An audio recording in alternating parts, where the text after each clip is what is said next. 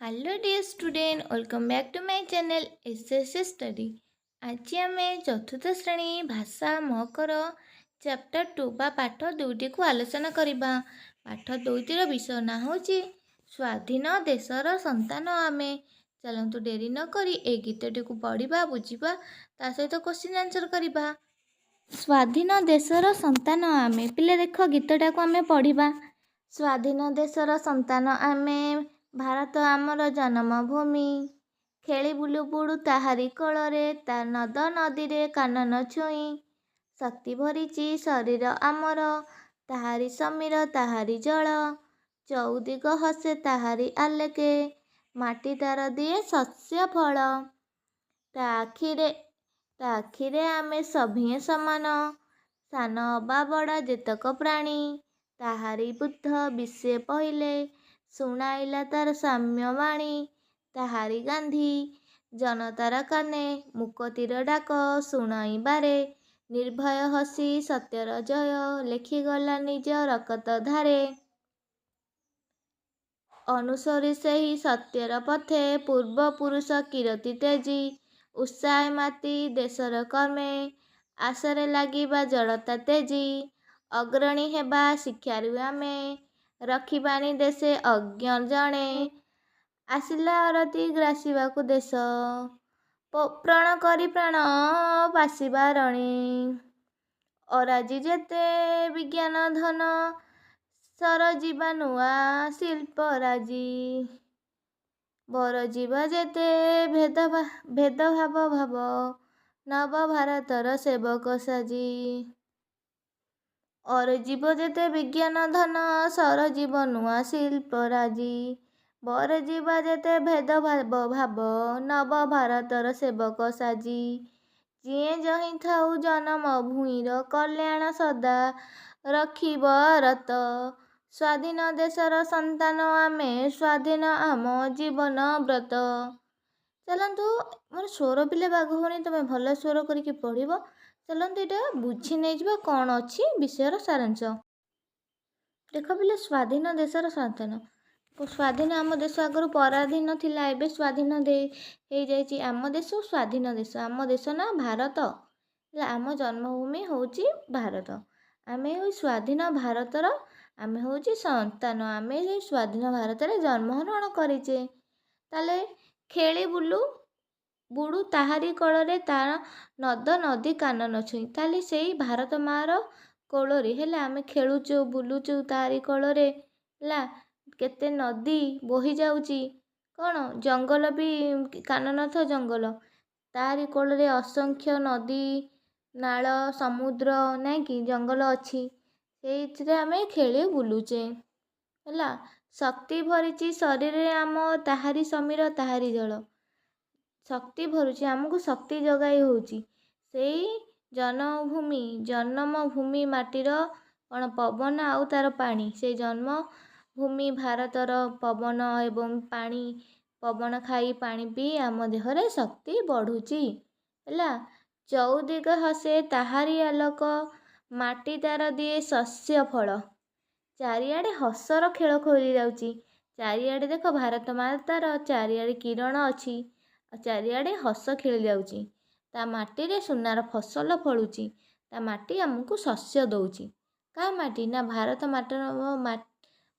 मातार माटी आमको शस्य जोगाऊ अच्छी ता आखिरे आमे सभिए समान सान बा बड़ जेतक प्राणी भारत मातार आखिरे समस्ते समाने किए सान हो कि बड़ हो पिंपुड़ी ठारू आरंभ करी हाथी पर्यंत भारत माँ समस्त को समान दृष्टि देखे केबे का सहित भेदभाव करे नाही ला ताहारी बुद्ध विषय पहिले शुणाइला तार साम्यमणि से भारत मातार माटीरे जन्मग्रहण करथिले बुद्ध देव से बुद्ध देव है पूरा विश्व रे बुली बुली बुली बुली शांतिर बाणी प्रचार करथिले कोपरी भाबे आमे शांति पाई परिबा को रास्ता रे गले सत्य शांति रे पहुँची परिबा बा बंची परिबा से बात्रा बा बाणी को समग्र विश्व रे पहुँचाई देथिले गौतम बुद्ध जहाँ तुम बुद्ध देव रूप जो कौन पूजा करुच भुवनेश्वर गले ବୁଦ୍ଧଦେବଙ୍କର ବହୁତ ଗୁଡ଼ିଏ ସ୍ମୃତି ଆଉ ସ୍ତୂପ ଦେଖିପାରିବ ତୁମେ। ତାପରେ ପିଲେ ଦେଖ, ତାହାରି ଗାନ୍ଧୀ ଜନତା କାନେ ମୁକ ତୀର ଡାକ ଶୁଣାଇ ବାରେ। ସେ କହୁଛି ଆମ ଦେଶ ଭାରତବର୍ଷରେ ହେଲା, ଭାରତବର୍ଷ ଯେତେବେଳକୁ ଯେଉଁ କ'ଣ ସ୍ୱାଧୀନତା ନଥିଲା, ପରାଧୀନ ଥିଲା ହେଲା, ସେଇ ମହାତ୍ମା ଗାନ୍ଧୀ ଆମ ଦେଶରେ ଜନ୍ମଗ୍ରହଣ କରିଥିବା ମହାତ୍ମା ଗାନ୍ଧୀ ଲୋକମାନଙ୍କର କାନେ କାନେ ଯାଇକି କହିଥିଲେ ଆମ ଦେଶକୁ ଆମେ କେମିତି ମୁକ୍ତି କରିବା। ମୁକ୍ତିର ଡାକରା ଦେଇଥିଲେ ପ୍ରଥମେ ମହାତ୍ମା ଗାନ୍ଧୀ। ନିର୍ଭୟ ହସି ସତ୍ୟର ଜୟ ଲେଖିଗଲେ ନିଜ ରକ୍ତ ଧାରେ। ତାହେଲେ କେତେ ବୀର ମହାତ୍ମା ଗାନ୍ଧୀଙ୍କ ଠାରୁ ଆରମ୍ଭ କରିକି ହଜାର ହଜାର ବୀର ହେଲା, ନିର୍ଭୟରେ ହସି ହସି ହେଲା ନିଜର ପ୍ରାଣ ବଳି ଦେଇକି ସତ୍ୟର ଜୟ କରିଥିଲେ। ମାନେ ଆମ ଦେଶକୁ ପରାଧୀନରୁ ସ୍ୱାଧୀନତା କରିଥିଲେ। ନିଜ ରକ୍ତରେ ରକ୍ତ ଧାରରେ ଲେଖିଦେଇଛନ୍ତି ସେଇ ସତ୍ୟର ଜୟ ସବୁବେଳେ ହେବ। କାହିଁକି ଇଂରେଜମାନେ ଯେଉଁ କ'ଣ ଅସତ୍ୟରେ ବା ଭୁଲରେ ଆମକୁ ସ୍ୱାଧୀନତା କରୁଥିଲେ, ଆମକୁ କ'ଣ ଛଳନା କରିକି ହେଲା, ଆମେ ତଥାପି ବହୁତ କଷ୍ଟରେ କେତେ ସ୍ୱାଧୀନତା ସଂଗ୍ରାମ କରି ନିଜ ଦେଶକୁ ସ୍ୱାଧୀନତା କରିପାରିଛୁ। ସେଥିରେ ବହୁତ ଗୁଡ଼ିଏ ଲୋକ ମାନେ ବହୁତ ଗୁଡ଼ିଏ ବୀର ଆଉ ବୀରଙ୍ଗାନାମାନଙ୍କର ପ୍ରାଣ ବଳି ଯାଇଥିଲା। ତାଙ୍କ ରକ୍ତ ଯୋଗୁଁ ଆମେ ଏ ସ୍ୱାଧୀନ ଭାରତ ଦେଖୁଛେ। ସେମାନେ ଯଦି ବଳିଦାନ ଦେଇନଥାନ୍ତେ ନା, ଆମେ ଏତେ ଭୋଗ କରିପାରିନଥାନ୍ତେ, ସ୍ୱାଧୀନତା ଭୋଗ କରିପାରିନଥାନ୍ତେ। ତାଙ୍କରି ରକ୍ତଦାନ ଯୋଗୁଁ ଆମେ ଏତେ ଖୁସିରେ ରହୁଛେ। ଅନୁସର ସେଇ ସତ୍ୟର ପଥ ପୂର୍ବପୁରୁଷ କିରତି ହୋଇଛି। ଉତ୍ସାହ ମାତି ଦେଶର କର୍ମେ ଆଶରେ ଲଢ଼ିବା ଜଡ଼ତା ତେଜି। ସେଇ ପୂର୍ବପୁରୁଷଙ୍କ କାମ, ପୂର୍ବପୁରୁଷମାନେ କେଉଁ ସତ୍ୟପଥରେ ଯାଇଥିଲେ, ପୂର୍ବ କୀର୍ତ୍ତିକୁ ଆମେ ମନେ ପକାଇବା। ମନେ ପକାଇକି ଆମ ଦେଶର କର୍ମ କ୍ଷେତ୍ରରେ ଆଗେଇ ଯିବା। ଆମ ଯେଉଁ ଜଡ଼ତା ବା ମୁକଟାକୁ ଭାଙ୍ଗିକି ଯେଉଁଟା ଦେଶ ପାଇଁ ଠିକ୍ ସେଇ କାମଟା ଆମେ ଚାଲିଯିବା। ଆମେ ସେ କହୁଛି ସ୍ୱାଧୀନତା ହେଲା ବୋଧେ, ଆମ ଦେଶ ସ୍ୱାଧୀନ ହେଲା ପରେ ବହୁତ ଗୁଡ଼ିଏ ଆମ ଦେଶରେ ଅପରାଧମୂଳକ କାର୍ଯ୍ୟ ହେଉଛି। ହେଲେ ଆମ ଜଡ଼ତାକୁ ଆମେ ଭାଙ୍ଗିଦେବା, ଆମ ନୀରବତାଟାକୁ ଭାଙ୍ଗି ଦେଇକି ସେ ଅପରାଧ ବିରୁଦ୍ଧରେ କାମ କ'ଣ କରିବା, ଦେଶର ଉନ୍ନତି ପାଇଁ କାମ କରିବା ହେଲା, ଦେଶ ପାଇଁ ଆମେ ନିଜେ କର୍ମ କରିବା। ଅଗ୍ରଣୀ ହେବା ଶିକ୍ଷାର ଆମେ ରହିବା ନିର୍ଦ୍ଦେଶେ ଅଜ୍ଞ ଜନେ। ଆମେ ସବୁଥିରେ ଆଗୁଆ ହେବା। କେଉଁଥିରେ ନା ଶିକ୍ଷାରେ ଆମେ ଆଗୁଆ ହେବା। ଆମ ଦେଶରେ କେହି ହେଲେ ଅଜ୍ଞାନୀ ବା ଅଜ୍ଞ ମାନେ ମୂର୍ଖ ଲୋକ କେହି ରହିବେ ନାହିଁ, ସମସ୍ତେ ଜ୍ଞାନୀ ଲୋକ ରହିବେ। ଆମେ ସମସ୍ତେ ପାଠ ପଢ଼ିବାକୁ ଆଗଭର ହେବା। ଦେଖ ପିଲେ ଅଛି, ଆସିଲେ ଅରାତି ଗ୍ରାସିବାକୁ ଦେଶେ ପଣ କର ପ୍ରାଣ ପଶିବା ରଣେ। ମାନେ କ'ଣ, ଯଦି ଅରାତି ମାନେ ଖରାପ ସମୟ, ଆମ ଦେଶ ପାଇଁ ଯଦି ଖରାପ ସମୟ ଆସିବ, ଆମ ଦେଶ ନଷ୍ଟ ହେବାକୁ ବସିବ, ଆମ ଦେଶ ଭାଙ୍ଗିବାକୁ ବସିବ, ଗ୍ରାସିବା ମାନେ ଆମ ଦେଶକୁ ଗ୍ରାସ କରିବ। କୌଣସି ଗୋଟିଏ ଖରାପ ସମୟ ଯଦି ଆସିବ ଆମ ଦେଶକୁ ଗ୍ରାସ କରିବା ପାଇଁ ବା ନଷ୍ଟ କରିବା ପାଇଁ, ଆମେ ସମସ୍ତେ ପଣ କରିବା ବା ଶପଥ କରିବା ଆମ ନିଜ ପ୍ରାଣ ଦେଇକି ମଧ୍ୟ ଆମ ଦେଶକୁ ରକ୍ଷା କରିବା ହେଲା। ଅରଯିବା ଯେତେ ବିଜ୍ଞାନ ଧନ ସରଯିବା ନୂଆ ଶିଳ୍ପରାଜି। ଆମେ ଯେତେ ଅରଯିବା ବା ଅର୍ଜନ କରିବା, କ'ଣ ଅର୍ଜନ କରିବା ନା ବିଜ୍ଞାନ ବା ଜ୍ଞାନ ବିଜ୍ଞାନ ରୂପକ ଧନ ଆମେ ଯେତେ ଅର୍ଜନ କରିବା ସେତେ ଆମେ ଜ୍ଞାନ ବିଜ୍ଞାନ ରୂପକ ଧନ ଅର୍ଜନ କରିବା, ସେତେ ନୂଆ ନୂଆ ଶିଳ୍ପ ଆମ ଦେଶରେ ଗଠନ କରିବା। ଏମିତି ବିଭିନ୍ନ ପ୍ରକାର ଶିଳ୍ପ ଅଛି, ବହୁତ ପ୍ରକାର ଶିଳ୍ପ ବା କଳକାରଖାନା ଆମ ଦେଶରେ ଗଢ଼ି ଉଠିବ, ଯେତିକି ଜ୍ଞାନ ବିଜ୍ଞାନର ଉନ୍ନତି ଘଟିବ ହେଲା। ବରେ ଯିବା ଯେତେ ଭେଦଭାବ ଭାବ ନବଭାରତର ସେବକ ସାଜି। ଆମେ ବର୍ଜନ କରିବା ଜାତି ଅଜାତି ଉଚ୍ଚ ନୀଚ ଭେଦଭାବକୁ ଆମେ ଯେତେ ଆଡ଼େଇ ଦେବା ବା ବର୍ଜନ କରିବା ହେଲା, ସେତେ ଆମ ନବଭାରତ ଆମ ଦେଶ ମଧ୍ୟରେ ସେତେ କ'ଣ ହେବ ନା ବନ୍ଧୁତା ଭାବ ବା ଭାତୃତ୍ୱ ଭାବ ବୃଦ୍ଧି ପାଇବ। ଆମ ଦେଶ ଏତେ ସମୃଦ୍ଧ ହେବ। ଦେଶକୁ ଦୁର୍ବଳତା କରେ କ'ଣ ନା ଯେଉଁ ଜାତି କିଏ ହିନ୍ଦୁ, କିଏ ମୁସଲମାନ, କିଏ ଶିଖ, ଖ୍ରୀଷ୍ଟିଆନ, ଏଇ ଯେଉଁ ଜାତିଭେଦଟା ଦେଶକୁ ଦୁର୍ବଳ କରିଦିଏ।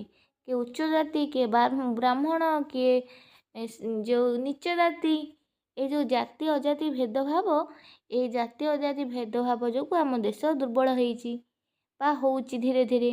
ଏଇ ଜାତି ଏଇ ଯେଉଁ ଧର୍ମକୁ ନେଇକି ଯେଉଁ ରାଜନୀତି ହେଉଛି ତାକୁ ଆମେ କରିବା ନାହିଁ, ସମସ୍ତେ ଏକ ବୋଲି ଭାବିବା। ଯିଏ ଯାହା ଥାଉ ଜନମ ଭୂଇଁର କଲ୍ୟାଣ ସଦା ରଖିବା ମତ। ଯିଏ ଯେଉଁ ଧର୍ମରେ ହଉ ପଛେ, ଯିଏ ଯେଉଁ ଜାତିରେ ହଉ ନା କାହିଁକି ନା ସବୁବେଳେ ଆମେ ଚେଷ୍ଟା କରିବା କ'ଣ ନା ନିଜ ଜନ୍ମ ମାଟି ଯେଉଁଠି ଆମେ ଜନ୍ମଗ୍ରହଣ କରିଛେ ତା'ର ସବୁବେଳେ କେମିତି କଲ୍ୟାଣ କରିବା ହେଲା। ଧର୍ମ ଯିଏ ଯାହାର ହଉ କି ଯେଉଁ ଜାତି ହଉ, ମେନ୍ ଆମର ମୂଳ ଲକ୍ଷ୍ୟ ହେଉଛି ଆମ ଦେଶରେ କେମିତି ଆମେ ଉନ୍ନତି କରିବା ହେଲା। ସ୍ୱାଧୀନ ଦେଶର ସନ୍ତାନ ଆମେ, ସ୍ୱାଧୀନ ଆମ ଜୀବନ ବ୍ରତ। ଆମେ ହେଉଛୁ ସ୍ୱାଧୀନ ଭାରତର ସନ୍ତାନ। ସ୍ୱାଧୀନ ଭାରତର ସନ୍ତାନ ହେଲେ ବି ଆମେ କେମିତି ସ୍ୱାଧୀନ ଭାବରେ ଜୀବନଯାପନ କରିପାରିବା ହେଲା। ଆମେ ସମସ୍ତେ କେମିତି ଭଲରେ ରହିପାରିବା, ଆମ ଦେଶ ଦିନକୁ ଦିନ କେମିତି ସମୃଦ୍ଧ ହେବ, ଜ୍ଞାନ ବିଜ୍ଞାନ କୌଶଳ ସବୁ କ୍ଷେତ୍ରରେ ହେଲା ଉନ୍ନତି ଲାଭ କରିପାରିବ, ଏହା ହେବ ଆମ ପ୍ରକୃତ ଜୀବନର ବ୍ରତ ବା ଲକ୍ଷ୍ୟ। ଆଶା କରୁଛି ନିଶ୍ଚିନ୍ତ ଭାବରେ ତୁମେ ଏ ବିଷୟଟିକୁ ଭଲ ଭାବରେ ବୁଝିପାରିଥିବ। ଚାଲନ୍ତୁ କରିବା ଏହାର କ୍ୱେଶ୍ଚିନ୍ ଆନ୍ସର୍। ଦେଖ ପିଲେ, କଥାବାର୍ତ୍ତା ହେବା 1 ନମ୍ବର। ଆମ ଦେଶର ନାମ କ'ଣ? ନା ଲେଖିବ ଆମ ଦେଶର ନାମ ଭାରତ। 2 ନମ୍ବର ପିଲେ, ଆମ ଦେଶ ବିଶ୍ୱକୁ କ'ଣ ଶିଖାଇଲା? ଆମ ଦେଶ ବିଶ୍ୱକୁ ସାମ୍ୟବାଣୀ ଶିଖାଇଥିଲା ବା ଶାନ୍ତିର ବାଣୀ ହେଲା। 3 ନମ୍ବର ପିଲେ, କବିତାରେ ଅଜ୍ଞାନତାକୁ କିପରି ନଷ୍ଟ କରିବାକୁ କୁହାଯାଇଛି? ଅଜ୍ଞାନତାକୁ କିପରି ନଷ୍ଟ କରିପାରିବା? ଆମେ ବହୁତ ଜ୍ଞାନ ଅର୍ଜନ କରିକି ହେଲା, ବିଜ୍ଞାନ କ୍ଷେତ୍ରରେ ହଉ ସମସ୍ତ କ୍ଷେତ୍ରରେ ବହୁତ ଜ୍ଞାନ ଅର୍ଜନ କରି ଆମେ ଅଜ୍ଞାନତାକୁ ନଷ୍ଟ କରିପାରିବା। 4 ନମ୍ବର ପିଲା ଦେଖ, ଆମ ଦେଶକୁ କିପରି ରକ୍ଷା କରିବା? ଆମ ଦେଶକୁ ଆମ ପ୍ରାଣ ବଳି ଦେଇ ଆମ ଦେଶକୁ ଆମେ ରକ୍ଷା କରିବା। 5 ନମ୍ବର ପିଲା ଦେଖ, କାହା ଆଖିରେ ଆମେ ସମସ୍ତେ ସମାନ? ଭାରତ ମା' ବା ଆମ ଜନ୍ମ ମାଟି ମା' ପାଇଁ ଆମେ ସମସ୍ତେ ସମାନ। ଭାରତ ମାଆର ଆଖିରେ ଆମେ ସମସ୍ତେ ସମାନ। ଆସ ଉତ୍ତର ଲେଖିବା। 1 ନମ୍ବର ପିଲା ଦେଖ, ଆମ ଦେଶ କେବେ ସ୍ୱାଧୀନ ହେଲା? ଆମ ଦେଶ 1947 ମସିହା ଅଗଷ୍ଟ ମାସ 15 ତାରିଖରେ ସ୍ୱାଧୀନ ହୋଇଥିଲା। 2 ନମ୍ବର ପିଲେ, ଆମ ଶରୀରକୁ କିଏ ଶକ୍ତି ଯୋଗାଉଛି? ଆମ ଶରୀରକୁ ଭାରତ ମାଆର ପବନ ଏବଂ ଜଳ ଶକ୍ତି ଯୋଗାଉଛି। 3 ନମ୍ବର, ଆମେ ଶସ୍ୟ କେଉଁଠାରୁ ପାଉଛେ? ଆମେ ଶସ୍ୟ ଭାରତ ମାଆର ମାଟିରୁ ପାଉଅଛେ। 4 ନମ୍ବର ପିଲେ, 4 ନମ୍ବର କରିବା ପୂର୍ବରୁ ମୋ ଚ୍ୟାନେଲକୁ ଲାଇକ୍ ସେୟାର ସବସ୍କ୍ରାଇବ୍ କର, ପାଖରେ ଥିବା ବେଲ୍ ଆଇକନକୁ ପ୍ରେସ୍ କରିଦିଅ, ଯେମିତି ଏ ବିଷୟର ସବୁ ଭିଡ଼ିଓ ତୁମ ପାଖକୁ ପହଞ୍ଚି ପାରିବ। ପରାଧୀନତାର ମୁକ୍ତି ପାଇଁ କିଏ ଜନତାକୁ ପ୍ରେରଣା ଦେଇଥିଲେ? ନା ପରାଧୀନତାର ମୁକ୍ତି ପାଇଁ ମହାତ୍ମା ଗାନ୍ଧୀ ଜନତାଙ୍କୁ ପ୍ରେରଣା ଯୋଗାଇଥିଲେ। 5 ନମ୍ବର, ବିଜ୍ଞାନର ଅଗ୍ରଗତି ହେଲେ ଆମେ କ'ଣ କରିପାରିବା? ବିଜ୍ଞାନର ଅଗ୍ରଗତି ହେଲେ ଆମ ଦେଶ ବିଦେଶରେ ବିଭିନ୍ନ କଳକାରଖାନା ଖୋଲିପାରିବା। ଦେଖ ପିଲେ କ'ଣ ଦେଇଛି? ନା ଭାଷାର କଥା ପଢ଼ ଓ ବୁଝ ଲେଖ। ପ୍ରତ୍ୟେକ ପ୍ରଶ୍ନର ସମ୍ଭାବ୍ୟତ ଉତ୍ତର ମଧ୍ୟରୁ ଠିକ୍ ଉତ୍ତରଟି ବାଛି ପାର୍ଶ୍ୱସ୍ଥ କୋଠରୀରେ ଲେଖ। ପିଲା ଏଠି ଗୋଟେ ପ୍ରଶ୍ନ ଦେଇଛି, ତାର ଅପସନ୍ 4ଟା ଦେଇଛି, ଯେଉଁଟା ଠିକ୍ ସେଇଟା କୋଠରୀରେ ଲେଖିବା। ଦେଖ ପିଲେ, ଆମେ କେଉଁଠାରେ ଖେଳି ବୁଲି ବଢ଼ିଛୁ? କେଉଁଠିରେ? ନା ଜନମ ଭୂଇଁର କୋଳରେ। ଏଇଠି ଲେଖିବ ଜନମ, ଏଇଠି ଲେଖିବ ଜନମ ଭୂଇଁର କୋଳରେ। ମୁଁ ଯେଉଁଟାକୁ ଗୋଲ ବୁଲେଇବି ତମେ କୋଠରୀରେ ଲେଖିଦେବ ହେଲା। ସତ୍ୟର ଜୟ କିଏ କହିଥିଲେ କିରେ? ସତ୍ୟର ଜୟ ତାହେଲେ କିଏ କହିଥିଲେ? ନା ଜବାହରଲାଲ ନେହେରୁ, ମହାତ୍ମା ଗାନ୍ଧୀ, ନା ବାଲ ଗଙ୍ଗାଧର ତିଲକ, ନା ସର୍ଦ୍ଦାର ବଲ୍ଲଭଭାଇ ପଟେଲ? ମହାତ୍ମା ଗାନ୍ଧୀ। ମହାତ୍ମା ଗାନ୍ଧୀଟା ଏଠି ଲେଖିବ। 3 ନମ୍ବର ପିଲା ଦେଖ, ନବଭାରତର ସେବକ ସାଜି ଆମେ କ'ଣ କରିବା? ନା ଭେଦଭାବକୁ ଦୂରରେ କରିବା, ଖେଳି ବୁଲି ବଡ଼ ହେବା, ଶରୀରରେ ଶକ୍ତି ସଞ୍ଚୟ କରିବା, ବୁଦ୍ଧି ବଢ଼େଇବା। ତାହେଲେ ନବଭାରତର ସେବକ ସାଜି ଆମେ କ'ଣ କରିବା? ନା ଭେଦାଭାବ ଦୂର କରିବା ହେଲା। ଭେଦାଭାବ ଦୂର କରିବା ବା ଭେଦଭାବ ଦୂର କରିବା। 4 ନମ୍ବର, ଆମେ ଜଡ଼ତା ତେଜି କ'ଣ କରିବା? ଜଡ଼ତା ତେଜି କ'ଣ କରିବା? ନା ମୁକ୍ତିର କଥା ଶୁଣାଇବା, ଯୁଦ୍ଧ କରିବା, ନା ଶିକ୍ଷା କ୍ଷେତ୍ରରେ ଆଗେଇ ଯିବା, ନା ଦେଶ ପାଇଁ କାମ କରିବା। ଜଡ଼ତା ତେଜି କ'ଣ କରିବୁ କିରେ? ନା ମୁକ୍ତିର କଥା ଶୁଣାଇବୁ। କ'ଣ କରିବା? ନା ମୁକ୍ତିର କଥା ଆମେ ଶୁଣାଇବୁ, ଜଡ଼ତା ତେଜି।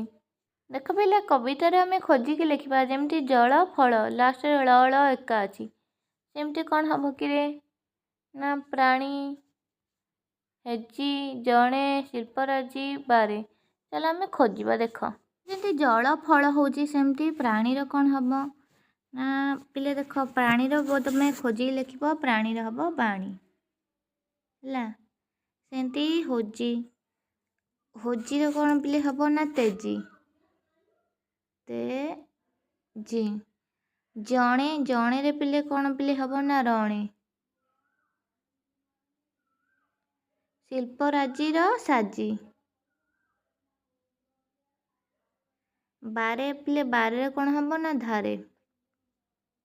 ଏହିପରି ତୁମେମାନେ କରିବ। ଦୁଇ ନମ୍ବର ପିଲେ ଦେଖ ପଦର ଅଂଶ ଗୁଡ଼ିକୁ ସଜାଡ଼ି ଖାଲି ଘରେ ଆମେ ଏଠି ଲେଖିବା। ଦେଇଛି ପ୍ରଥମେ କ'ଣ ନା କ ଆମର ଜନ୍ମ ଭୂଇଁ ଭାରତ। ତାହେଲେ କହିବା କ'ଣ ସଜାଡ଼ିଲେ ହବ ନା ଭାରତ ଆମର ଜନ୍ମଭୂମି ଏଠି ଲେଖିବ। ଖ ନମ୍ବରଟା ଦେଖ କ'ଣ ଅଛି ନା ଶସ୍ୟ ଫଳ ମାଟି ଦିଏ ତାର। ତାହେଲେ ସଜାଇଲେ କ'ଣ ହବ ନା ମାଟି ତାର ଦିଏ ଶସ୍ୟ ଫଳ। ମାଟି ତାର ଦିଏ ଶସ୍ୟ ଫଳ। ତାପରେ ଗ ନମ୍ବର ଦେଖ ଗ ନମ୍ବର ଶିଳ୍ପରାଜି ନୂଆ ସରଜୀବ। ତାହେଲେ କ'ଣ ହବ ନା ସରଜୀବ ନୂଆ ଶିଳ୍ପରାଜି। ଏମିତି 1 2 3 କରିକି ଲେଖିବ। ଘଟା ପିଲେ ଦେଖ ଜୀବନ ବ୍ରତ ସ୍ୱାଧୀନ ଆମର। ତାହେଲେ କ'ଣ ହବ ନା ସ୍ୱାଧୀନତା ଆମ ଜୀବନ ବ୍ରତ। ମୁଁ ଯେମିତି ଲେଖୁଛି ତୁମେମାନେ ସେମିତି ଲେଖିବ। ଲାଗିବ ଆଶରେ ତେଜି ଜଡ଼ତା। କ'ଣ ହବ ନା ଆଶରେ ଲାଗିବା ଜଡ଼ତା ତେଜି। ଆଶରେ ଲାଗିବା ଜଡ଼ତା ତେଜି। ଏମିତି ଠିକ୍ ଭାବରେ ଲେଖିବ। 3 ନମ୍ବର ପିଲେ ଲେଖ ନିମ୍ନ ଶବ୍ଦ ଗୁଡ଼ିକର ବିପରୀତ ଅର୍ଥ ଗୁଡ଼ିକ ଆମେ ଲେଖିବା। ଦେଖ ସ୍ୱାଧୀନର ବିପରୀତ ପରାଧୀନ। ଖ ଜନ୍ମର ବିପରୀତ ମୃତ୍ୟୁ। ଆଲୋକର ବିପରୀତ ହେଉଛି ଅନ୍ଧାର। ଅଜ୍ଞର ଯେଉଁ ବିପରୀତ ହେଉଛି ବିଜ୍ଞ। ତାପରେ ନଦର ବିପରୀତ ହେଉଛି। ଏଇଠି ପିଲେ ଦେଖ ଭିଡ଼ିଓଟି ସରିଯାଇଛି। ଆଶା କରୁଛି ନିଶ୍ଚିନ୍ତ ଭାବରେ ତୁମକୁ ଭଲ ଲାଗିଥିବ। ଏପରି ନୂଆ ନୂଆ ଭିଡ଼ିଓ ପାଇଁ ଏହି ଚ୍ୟାନେଲକୁ ଲାଇକ୍ ସେୟାର ସବସ୍କ୍ରାଇବ୍ କରିଦିଅନ୍ତୁ। ପାଖରେ ଥିବା ବେଲ୍ ଆଇକନ୍କୁ ପ୍ରେସ୍ କରିଦିଅନ୍ତୁ ଯେପରି ସର୍ବପ୍ରଥମେ ସମସ୍ତ ଅପଡ଼େଟ୍ ଆପଣଙ୍କ ପାଖରେ ପହଞ୍ଚି ପାରିବ। ଭିଡ଼ିଓଟିକୁ ଶେଷ ପର୍ଯ୍ୟନ୍ତ ଦେଖିଥିବାରୁ ଥ୍ୟାଙ୍କ ୟୁ।